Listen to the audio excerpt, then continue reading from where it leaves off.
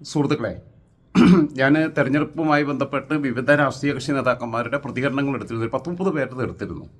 MLA-മാർ ഉൾപ്പെടെയുള്ള വിവിധ രാഷ്ട്രീയ പാർട്ടികളുടെ സംസ്ഥാന നേതൃത്വത്തിൽ പ്രവർത്തിക്കുന്ന ആളുകളുടേത്, വിവിധ രാഷ്ട്രീയ പാർട്ടികളിൽപ്പെട്ടവരെ.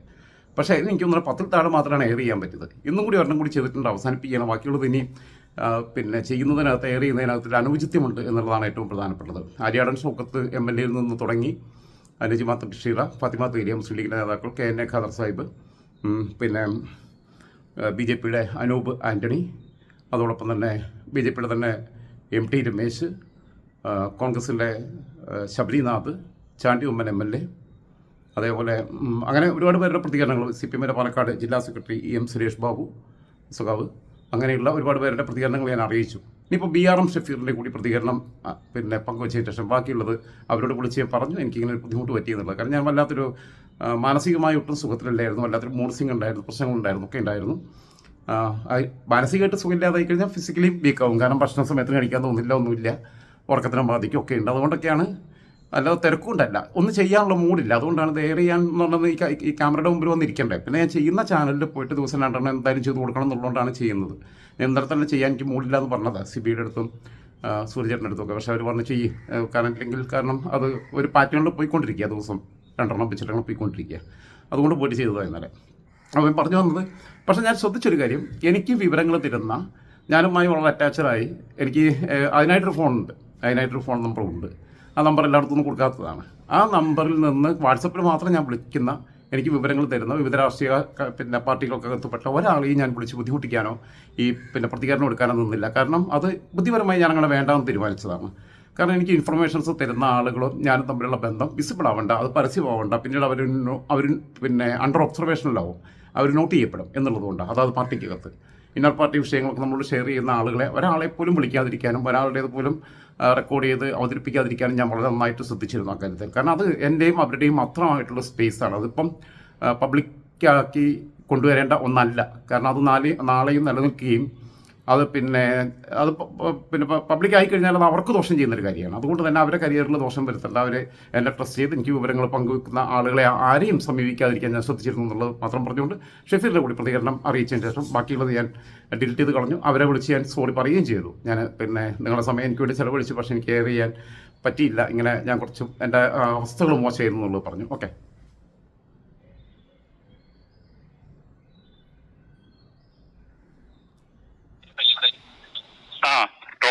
BRM ഷഫീർക്ക, നമസ്കാരം. നമസ്കാരം. ഈ സാർ വിളി അങ്ങ് ഒഴിവാക്കണേ, വളരെ ഡിസ്കംഫർട്ടബിളാ. അപ്പം ഫീൽഡിലാണോ ഇന്നും വിജയനാഥവുമായിട്ടൊക്കെ ബന്ധപ്പെട്ട്? ഞാനിന്ന് വേറെ സ്വകാര്യ ചടങ്ങിന് പോയിട്ട് പോവാണ്. ഇപ്പൊ വൻപിച്ച വിജയമല്ലേ UDF ഉണ്ടായിരിക്കുന്നത്, സന്തോഷമല്ലേ? ഈ കോൺഗ്രസ്സുകാരുടെ സ്വകാര്യ ചടങ്ങെന്ന് പറയുമ്പോ നാട്ടുകാർക്ക് ടെൻഷനാ. നാട്ടുകാരെ 10,000 പേര് പങ്കെടുക്കുന്ന കല്യാണങ്ങൾക്ക് പങ്കെടുത്ത പടങ്ങാണ്. പിന്നെ ഓക്കെ, എങ്ങനെ കാണുന്നു ഈ ഒരു വിജയത്തെ? ഇതിന് ചരിത്ര ഭൂരിപക്ഷം എന്നല്ല, എന്താ പറയാ, നമ്മള് കേരളത്തിന്റെ ചരിത്രത്തിൽ UDF-ന് ഒരു അല്പമെങ്കിലും എഡ്ജ് ഉണ്ടായിരുന്നൊരു തെരഞ്ഞെടുപ്പ് 2010-ലാണ്. 2010-ൽ പോലും ഞങ്ങൾക്ക് നഗരസഭകളിലും ഗ്രാമപഞ്ചായത്തുകളിലും കുറച്ച് കുറവൊഴിച്ചാൽ LDF-ന് നമുക്ക് ഗ്രാമപഞ്ചായത്തുകളുടെ എണ്ണത്തിൽ മറികടക്കാൻ കഴിയുമായിരുന്നില്ല. കോർപ്പറേഷനുകളിലേക്ക് ഞങ്ങൾക്ക് കയറാൻ പറ്റുമായിരുന്നില്ല. തിരുവനന്തപുരം ആകട്ടെ, കൊല്ലമാവട്ടെ, എറണാകുളം നമുക്ക് കുറച്ചൊന്ന് ഫൈറ്റ് ചെയ്ത് പിടിച്ചെടുക്കാൻ പറ്റുന്ന മണ്ഡലമായിരുന്നു. തൃശ്ശൂരും കുറച്ച് കോഴിക്കോട്, കണ്ണൂരും ഈ കോർപ്പറേഷനുകളിലേക്ക് തിരിഞ്ഞു നോക്കാൻ പറ്റുമായിരുന്നില്ല. ഭൂരിപക്ഷം ബ്ലോക്ക് പഞ്ചായത്തുകളും അവരായിരുന്നു. ഗ്രാമപഞ്ചായത്തുകളിൽ ഒരു പരിധി വരെയൊക്കെ ഞങ്ങൾ പിടിച്ചു നിൽക്കുമായിരുന്നു. നിങ്ങൾ ഇപ്പോഴത്തെ റിസൾട്ട് നിങ്ങൾ ശ്രദ്ധിച്ചു നോക്ക്. പകുതിക്ക് മുകളിൽ പഞ്ചായത്തുകളിൽ, ഗ്രാമപഞ്ചായത്തുകളിൽ ചരിത്രത്തിലാദ്യമായി CPM-ന് നഷ്ടം വന്നു. ജില്ലാ പഞ്ചായത്തുകളിൽ ഏത് കാലഘട്ടത്തിലും ജില്ലാ പഞ്ചായത്തുകളിൽ CPM-ന് എഡ്ജ് ഉണ്ടാവുന്നതാണ് എല്ലാ കാലത്തും. അതെ, അതിലേറ്റവും ശ്രദ്ധിക്കേണ്ട കാര്യം, അതിലേറ്റവും ഇടയ്ക്ക് കയറി പറയുകയാണ്, ഇതിലേറ്റവും ശ്രദ്ധിക്കേണ്ട കാര്യം 91-ലാണ് നമ്മളൊക്കെ സ്കൂളിൽ പഠിക്കുന്ന കാലത്താണ് ആദ്യമായിട്ട് ജില്ലാ പഞ്ചായത്ത് പൂർവ്വരൂപമായിട്ടുള്ള ജില്ലാ കൗൺസിൽ വരുന്നത്. അന്ന് മലപ്പുറം ഒഴിച്ച് 13 ജില്ലാ കൗൺസിലും പിടിച്ചെടുത്ത ഒരു ബലത്തിലാണ് നിയമസഭ പിരിച്ചുവിടുന്നത്. പിന്നീട് രാജീവ് ഗാന്ധിയുടെ മരണം. രാജേട്ടൻ കോഴിക്കോട് ജില്ലയല്ലേ? അല്ല, മലപ്പുറം ജില്ലയാണ്. നിങ്ങൾ നോക്കൂ, കോഴിക്കോട് ജില്ലയിൽ നിങ്ങൾ ആരെങ്കിലും വിചാരിച്ചോ ജില്ലാ പഞ്ചായത്തിൽ ഭൂരിപക്ഷം സീറ്റുകൾ കോൺഗ്രസ് ജയിക്കുമെന്ന്? കോഴിക്കോട് പ്രദേശത്തില്ല എന്ന് മാത്രമല്ല, ഞാനൊരു രാഷ്ട്രീയം സൂക്ഷ്മമായി നിരീക്ഷിക്കുന്ന ഒരാളുമായിട്ട് പോലും ഞാൻ ഇന്നലെ ചാനലുകളിൽ തന്നെ അത്ഭുതപ്പെട്ട് പോയി എന്ന് പറഞ്ഞാണ്. കൊല്ലം എന്ന് പറയുന്നത് ഒരു കാലഘട്ടത്തിലും ഇടതുമുന്നണിയുടെ കയ്യിൽ നിന്ന് നിങ്ങൾക്ക് കൊല്ലം പിടിച്ചെടുക്കാൻ പറ്റുമെന്നുള്ളത് ഞാൻ ചിന്തിച്ചിട്ടേ ഇല്ല. അതിന് നമ്മൾ എങ്ങനെയാണ് കാണേണ്ടതെന്നറിയോ? കണ്ണൂര് പോലും CPM-ന്റെ കോട്ടയല്ല. CPM എന്ന പാർട്ടിയുടെ ഏറ്റവും ശക്തിദുർഗമായ 2 ജില്ലകൾ കോഴിക്കോടും കൊല്ലവുമാണ്. ഞങ്ങൾക്ക് കോഴിക്കോടും കൊല്ലത്തും, ഞങ്ങൾക്ക് കണ്ണൂരിൽ പോലും 5 MLA-മാരുണ്ടായിരുന്നപ്പോ കോഴിക്കോട് ഞങ്ങൾക്ക് കോൺഗ്രസ് MLA ഇല്ല, കൊല്ലത്ത് MLA ഇല്ല. ഞങ്ങൾ കൊല്ലം കോർപ്പറേഷൻ ഇതുവരെ ജയിച്ചിട്ടില്ല. കോഴിക്കോട് കോർപ്പറേഷൻ ഞങ്ങൾക്കൊരു മത്സരം കാഴ്ചവെക്കാൻ പറ്റിയിട്ടില്ല. കോഴിക്കോട് കോർപ്പറേഷനിൽ പോയിട്ട് ജില്ലാ പഞ്ചായത്ത് ഞങ്ങൾ ചരിത്രത്തിൽ ആദ്യമായി ഞങ്ങൾ ജയിക്കുകയാണ്. ഞങ്ങള് കോഴിക്കോട് മാത്രമല്ല, മലപ്പുറത്തും കോഴിക്കോടും റിയാസ് മന്ത്രിയുടെ പൊന്നാനിയിൽ പോലും നഗരസഭകൾ പിടിച്ചെടുക്കുകയാണ്. ബേപ്പൂര് പോലും നമ്മൾ പിടിച്ചെടുക്കുകയാണ്. ബ്ലോക്ക് പഞ്ചായത്തുകൾ പിടിച്ചെടുക്കുകയാണ്. ഇത് അട്ടപ്പടലേ CPM-ന്റെ അടിത്തറ. നിങ്ങൾ ശ്രദ്ധിച്ചോന്നറിയില്ല, എവിടെ BJP-ക്ക് വോട്ട് കൂടിയിട്ടുണ്ടോ അവിടെ CPM-ന് വോട്ട് കുറഞ്ഞിട്ടുണ്ട്.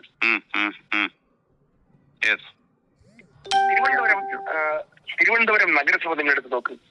കോൺഗ്രസ് ഇരട്ടിയായിട്ട് എണ്ണം കൂട്ടിയിട്ടും കോൺഗ്രസിന്റെ എണ്ണം കൂടിയിട്ടും വോട്ടുകൾ ചോർന്നു പോയിരിക്കുന്നത് CPM ബേസിൽ നിന്നാണ്. CPM-ന്റെ അപ്പർ ക്ലാസ് വോട്ടുകളും പരമ്പരാഗത വോട്ടുകളുമാണ് തിരുവനന്തപുരത്ത് ചോർന്നു പോയത്. ബ്ലോക്ക് പഞ്ചായത്തുകൾ നഷ്ടപ്പെടാൻ കാരണം അതാണ്.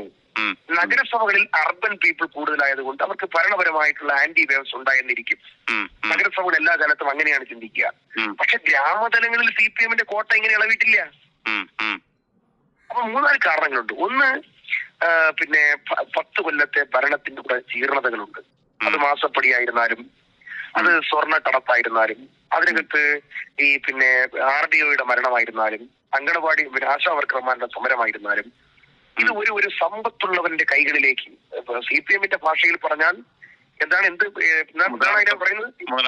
മുതലാളിത്തമല്ല, അവരുടെ ഒരു പിണറായി വിജയൻ സഖാവ് നേരിട്ട് ആളുകളെ കാണുന്ന ഒരു ഇതുണ്ടല്ലോ, ഈ നവകേരള സദസ്സിലേക്ക് പൗരപ്രമുഖർ.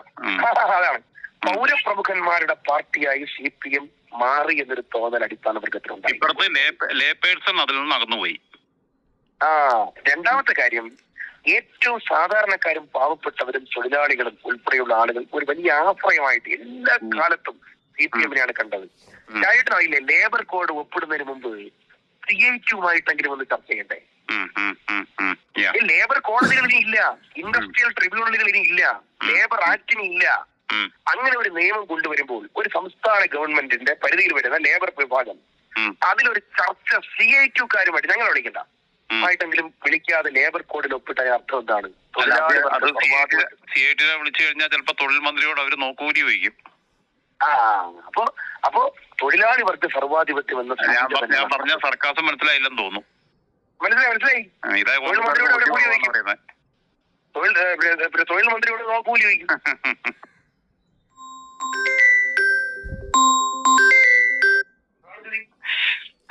ഇനി ഒരു കാര്യം, അതാണ് അവരുടെ അടിത്തറ ഇളവേണ്ട ഒരു കാര്യം. 2, നിങ്ങൾ ശ്രദ്ധിച്ചോന്നറിയില്ല, ഈ അടുത്ത കാലത്ത് ഏറ്റവും കൂടുതൽ വർഗീയത പറഞ്ഞവരെ ഇവർ ആലോചിച്ചു. ഇവർ വിചാരിച്ചെന്താണ്, സമുദായങ്ങൾ തമ്മിലടിക്കുമ്പോൾ അതിൽ നിന്ന് ഊറ്റം കൊള്ളാമെന്നാണ്, അതിൽ നിന്ന് ഗുണം കിട്ടുമെന്നാണ്. പക്ഷെ എന്താ സംഭവിച്ചത്? കഴിഞ്ഞ 2 നിയമസഭാ തെരഞ്ഞെടുപ്പുകളിലും 3 പഞ്ചായത്ത് തെരഞ്ഞെടുപ്പുകളിലും ഉറച്ച വോട്ട് ബേസ് ആയിരുന്ന ന്യൂനപക്ഷ വോട്ടുകൾ ഒന്നാകെ 100% ഒഴുകി UDF-ലേക്ക് പോയി. എന്നാൽ CPM-ന് പരമ്പരാഗതമായി കിട്ടിക്കൊണ്ടിരുന്ന ഹിന്ദു ഭൂരിപക്ഷ അപ്പർ ക്ലാസ് വോട്ടുകൾ, ആ വോട്ടുകൾ BJP-യിലേക്കും ഒഴുകി. ഫലത്തിൽ എന്താ സംഭവിച്ചത്? ഭൂരിപക്ഷവും പോയി, ഭൂരിപക്ഷവും പോയി. അതെ. അതായത് CPM ശ്രമിച്ചത് ഒരു CPM വേഴ്സസ് BJP എന്നൊരു ട്രെൻഡിലേക്ക് എത്തിക്കുകയും കോൺഗ്രസ് ചിത്രത്തിലില്ല എന്ന് വരുത്താൻ ശ്രമിക്കുകയും ചെയ്തു. പക്ഷെ അത് നേരെ തിരിച്ചടിച്ച് ഈ കോൺഗ്രസ് വേഴ്സസ് BJP എന്നുള്ളൊരു മത്സരത്തിലേക്ക് പോകുന്നതിലേക്ക് 2026 തെരഞ്ഞെടുപ്പ് പോകുന്നതിന്റെ ഒരു BJP ആര് ചെറുക്കും? ഈ തെരഞ്ഞെടുപ്പിൽ നമ്മൾ BJP ആര് ചെറുക്കും? PM3-യിൽ ഒപ്പിട്ടതോടെ ശബരിമല സംഗമത്തിൽ യോഗി ആദിത്യനാഥിന്റെ കത്ത് വാസവൻ മന്ത്രി വായിച്ചതിലൂടെ മതവർഗീയത പറയുന്നവരോടൊപ്പം ഒരുമിച്ച് കാറുകളിൽ യാത്ര ചെയ്യുന്നതിലൂടെ ന്യൂനപക്ഷങ്ങൾ ഭയന്നു പോയില്ലേ? ആ ഭയന്ന് നിൽക്കുന്ന സമയത്താണ് FIR പ്രഖ്യാപിക്കുന്നത്. ഈ രാജ്യത്ത് ഇനി ജീവിക്കാൻ പോലും പറ്റില്ല എന്നൊരു ഭയം പോലും അവർക്കുണ്ടായി. അല്ല, അത് നേരെ നിങ്ങൾക്ക് ആ ഭയമുണ്ട്. എനിക്കിപ്പോ ഭയമുള്ളത് പിന്നെ ബംഗാളിൽ മമത വന്നപ്പം കമ്മ്യൂണിസ്റ്റുകാരെല്ലാം അവിടെ നിന്ന് ഓടി പുറത്തടിക്കാൻ ഇങ്ങോട്ട് വന്ന പോലെ ഞാൻ അറിയാലോ, ഞാൻ ബേസിക്കലി കമ്മ്യൂണിസ്റ്റുകാരനെ സഖാവാന്നുള്ളത് ഷഫീറിന് അറിയാലോ. അപ്പൊ ഞാനെങ്കിലും ഇപ്പം ഈ സമീപകാലത്ത് കോൺഗ്രസിനകത്തുണ്ടായിട്ടുള്ള ചില വിവാദങ്ങളും കൂടി ഇല്ലായിരുന്നെങ്കിൽ നിങ്ങൾ കേരളം മുഴുവൻ അങ്ങ് തൂക്കിയെടുത്തേനെ. അങ്ങനെയാണ് എനിക്കൊന്നും ഇവിടെ ജീവിക്കാൻ പറ്റത്തില്ലായിരുന്നു. അപ്പൊ ഞാൻ ആയിട്ടെടുത്തൊരു കാര്യം പറയാം. ഞങ്ങള് ഇതുപോലെ ചിട്ടയായി പ്രവർത്തിച്ചൊരു കാലം കൊണ്ടൊരായിട്ട് നിങ്ങൾ ശ്രദ്ധിക്കൂ. ഞങ്ങൾ 1 കൊല്ലം മുമ്പ് തുടങ്ങി.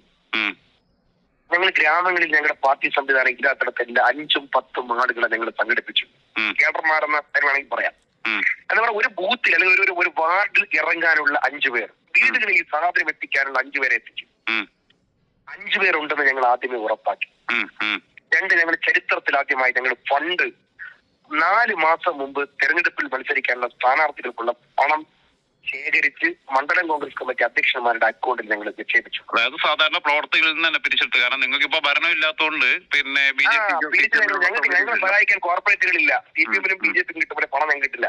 ഞങ്ങൾ ജനങ്ങളിൽ നിന്ന് ശേഖരിച്ച് അതാത് പഞ്ചായത്തുകളിൽ അക്കൗണ്ടുകളിൽ സൂക്ഷിച്ചു. ഞങ്ങൾ വോട്ടർ പട്ടികയിൽ പേര് ചേർക്കുന്നതിന് ഞങ്ങൾ ഓരോ പഞ്ചായത്തുകളിലെ ചുമതലക്കാരെ വെച്ചു. അല്ല, അതിനോട് പറഞ്ഞു കഴിഞ്ഞാൽ ഞാനിവിടെ ഡിസഗ്രി ചെയ്യും. നിങ്ങളകത്ത് പിന്നെ കോഴിക്കോട്ടെ മേയർ സ്ഥാനാർത്ഥിക്ക് വോട്ടർ പട്ടിക പേരില്ലായിരുന്നു ഷഫീറെ. അല്ല അതൊക്കെ അത് ഒരു ഒറ്റപ്പെട്ട സംഭവമായിരിക്കും. ഇനി അതെല്ലാം പോയിട്ട് ഞങ്ങൾ എന്താ ചെയ്യുന്നറിയോ, ഞങ്ങൾ വാർഡുകളിൽ സ്ഥാനാർത്ഥികൾ അത് രാജൻ സാർ വളരെ ശ്രദ്ധിക്കേണ്ട വിഷയമാണ്. എല്ലാ കാലത്തും പാർട്ടിയിലെ നേതാക്കന്മാർ നിർദ്ദേശിക്കുന്ന ആളുകൾ സ്ഥാനാർത്ഥിയാകും നടത്തും. അതാത് തലങ്ങളിലെ ആളുകളെ കൊണ്ടുവരുന്ന പട്ടികയെ അംഗീകരിച്ച് ഒപ്പിട്ട് കൊടുക്കൽ മാത്രമായി DPPയുടെ ചുമതല.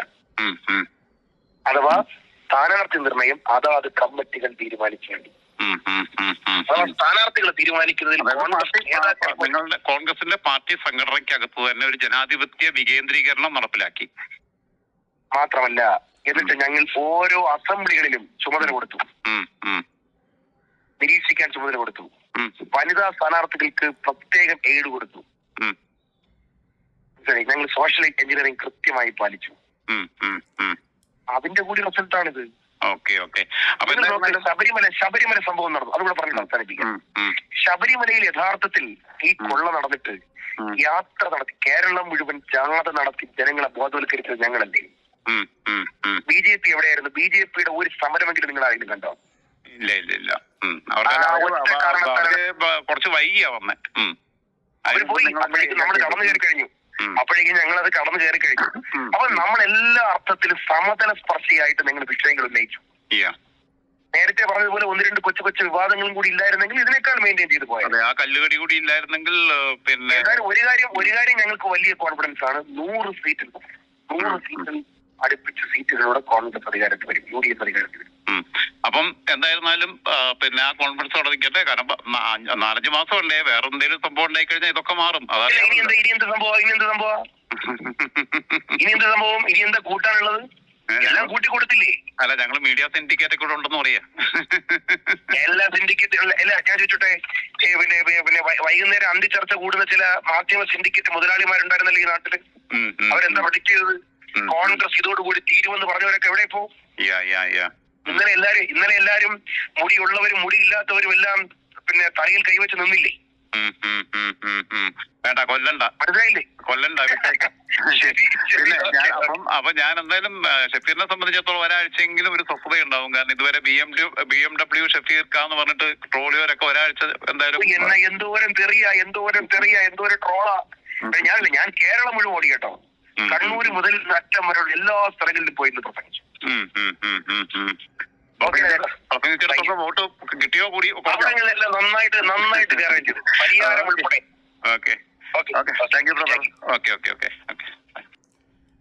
ഷഫീർ വളരെ കൃത്യമായിട്ടുള്ള നിരീക്ഷണം നടത്തിയിട്ടുള്ള അവരെടുത്തിട്ടുള്ള പണിയെക്കുറിച്ച്, ഗ്രൗണ്ട് ലെവലിൽ അവരെടുത്ത പ്രവർത്തനത്തെക്കുറിച്ചൊക്കെ വിശദമായിട്ട് പറഞ്ഞു. അപ്പോൾ ഞാൻ പറഞ്ഞു വന്നത്, ഞാൻ എൻ്റെ എനിക്ക് കൃത്യമായി വിവരങ്ങൾ തരുന്ന ആളുകൾ, സോഴ്സുകൾ, അതൊരിക്കലും ഞാൻ പരസ്യപ്പെടുത്താൻ ആഗ്രഹിക്കാത്തതുകൊണ്ട് അങ്ങനെയുള്ള ആളുകളെയൊന്നും വിളിക്കാതിരിക്കാൻ ശ്രമിച്ചു. അത് എൻ്റെ ഒരു സ്വകാര്യ സ്വത്തായിട്ട് സൂക്ഷിക്കാനും എൻ്റെയും അവരുടെയും മാത്രം ഒരു സോണായിട്ട് പിന്നെ അതിനെ കാണാനുമാണ് ഞാൻ ആഗ്രഹിക്കുന്നത്. കാരണം ഇല്ലെങ്കിൽ പറഞ്ഞ പോലെ തന്നെ അവരുടെ അവർ ഞാൻ തമ്മിലുള്ളൊരു ബന്ധമുണ്ട് എന്നുള്ളത് വന്നു കഴിഞ്ഞാൽ അവരെ അതാത് പാർട്ടിക്കകത്ത് അവർക്ക് ഡാമേജ് ചെയ്യും എന്നുള്ളതുകൊണ്ട് അത്തരം ആരെയും വിളിച്ചൊരു പ്രതികരണം എടുക്കാതിരിക്കാൻ ഞാൻ ശ്രദ്ധിച്ചിരുന്നു.